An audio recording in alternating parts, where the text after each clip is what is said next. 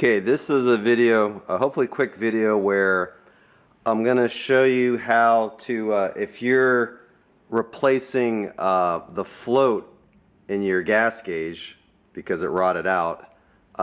There's good videos. I'm not going to do the whole, there's a couple of good videos on YouTube on how to do this for a Ford Model A, but there's one step they both miss. So I'm going to cover that because it's important to keep this floater on the this rod here. So, and I got this camera propped up kind of half-assed, and there's a mosquito trying to bite me, so I hope I don't knock anything over when I do this.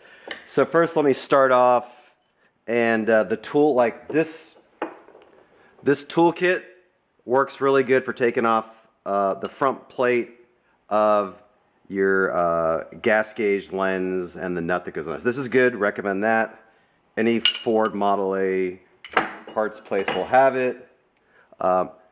This was the old cork, so it's basically, you know, it's a real cork, laminated, and this is what ethanol gas does, folks, so it's not fun stuff. So over the years, it just got soaked. I cut it open, so I don't have my razor blade, but to get it off, so this is your gas gauge, right? So if you look through the little glass on your dashboard, you know, this is where it shows you full or empty, and it's this float on the end of this rod here, this little wire, and it was on there fine. It's just, it was soaked over the years with gas, and it fell to the bottom and stopped floating, right? So cut it off with a razor blade, it's gone. So here's the tricky part, right? So I got a new float, and I got a neoprene float. I got another, I got a rebuild kit. I could put a new cork just like this, but in a few years, it's gonna soak and go to the bottom anyway with ethanol gas. So I'm trying, we'll find out. It's actually turned, well, I'll take that back. So this is a neoprene, so I'm gonna see if this works better. I'm gonna put it in, hopefully I get, you know, several years out of it. So the part that's missing is you gotta, when you take the old float off, it's on here, and hopefully it's on here with a little washer, and hopefully it's a brass washer. The one I had on had a washer, but it wasn't brass. And I went through the trouble to get the right size. Shout out to Home Depot here. So this is a number 4 brass. So tiny little washers will fit on the end of this just fine. And obviously brass doesn't rust. And you gotta buy a pack. You can't buy one at a time, obviously. Okay, so I had to take here's what I did. In my, you'll need a vice grip, you'll need a vice here mounted on your workbench. And the tip of this, I should have probably showed you before I cut it off, but you gotta cut enough space, you gotta cut the very edge where it's flattened out, I guess crimped is the right word, but you cut it off with a hacksaw blade, so those are easy to come by. And you just need to make sure you got enough space. And I have just enough, you need enough space to put the new floater on here. Imitation cork floater, I guess. And you got to flatten that part out at the end. So like the videos I saw on YouTube, like no one covers this, right? Now, you could, if you don't have enough space, you got to do some metal, like you'd have to bend this over. You have to do a lot of work to like basically extend this out. Luckily, I got lucky that luckily whoever does not like, this is I'm sure it's a reproduction one because it's really shiny. There's no way this is original. But it had enough length on the end where I could cut it off and still get enough here. So what you'll do is you put your new floater on here. Oh, and you'll put it on there. Put your brass, your brass washer here. These are small parts. They fall easily, especially when a mosquito is trying to bite you. So looks really good, right? And by the way, you know, it just goes out saying, like, clean everything up while you got it apart because you don't do this often. So now I don't want this to fall off in the tank, so I got to flatten that, right? So what do? So I did a little bit of digging around and trying some things, and I'm gonna see if this works. So can you guys see this? You'll need a flat piece of metal here, flat surface that's metal, and it turns out my vise happens to have a flat area to work on here. So I propped this up with a can I had, and then I used some tape Anybody that's watched my previous videos knows that I like blue painter's tape, just I like it. Okay, so let me zoom, so now I'm gonna have to, okay, so now, yeah, this might work.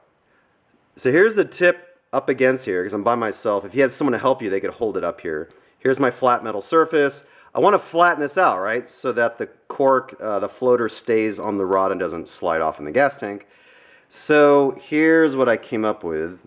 I got a hammer. You all have hammers at home, but like that's, you know, that's probably there's not enough space there to work with. But if you get a smaller, thin piece of metal, it's flat on the end. This is a punch, and this is a quarter inch punch.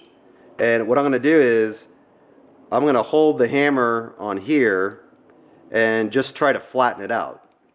And I mean, I try to get as flat as I can. If I had more tools available, like I could heat this up and flat, but I don't have like a torch, so but I'm working with what I have, right? So I have not rehearsed this, so here's what I'm going to do. God, I hope this doesn't turn into a disaster. I'm going to zoom in on that little flat, and you're not going to probably, oh, maybe. Okay. I'm going to zoom in there and just start whacking it carefully, and we'll see what happens. So here, and here we go. All right.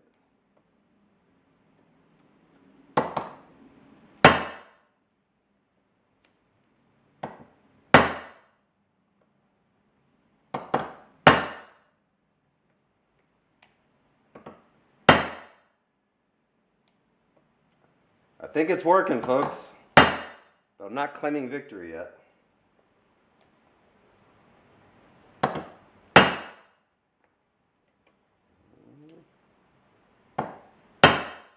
Okay, that fell off, but so shit. So it is starting to flatten out, but obviously you can see, well, can you not see?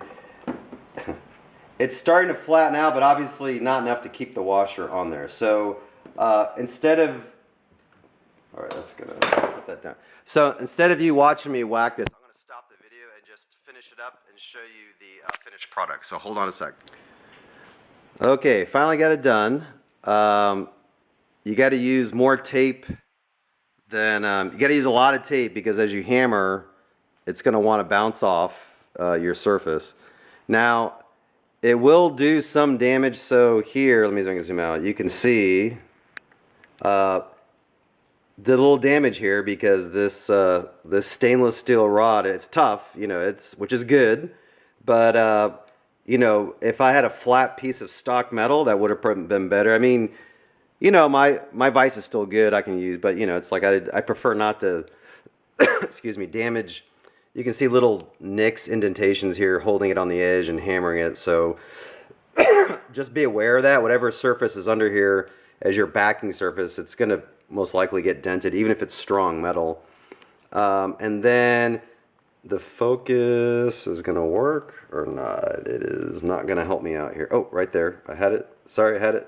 Anyway, you can see it's flat. And the way you test it, I can't do it with two hands, but you grab that brass washer and try to pull it off, like, not super hard, but try to pull it off hard, because you don't want it coming off in the gas tank. But chances are, if you get it on there pretty good, once it's in the gas tank of the Model A, there's no force in there. If you're sloshing around the gas when you drive, even on a tight turn, there's not gonna be something strong enough to like pop this out. But you definitely want to finger test it, and like I gave it a pretty, you know, I gave it a pretty good force to make sure it won't slide off there. I wonder if I can get one more angle before we go. Can you see that? Nope, my camera is not helping out. So you're just gonna have to take my word that enough pounding with this punch or a piece of metal that's strong here, flatten out the tip, and now you're good to go to finish your gas gauge project on your Ford Model A.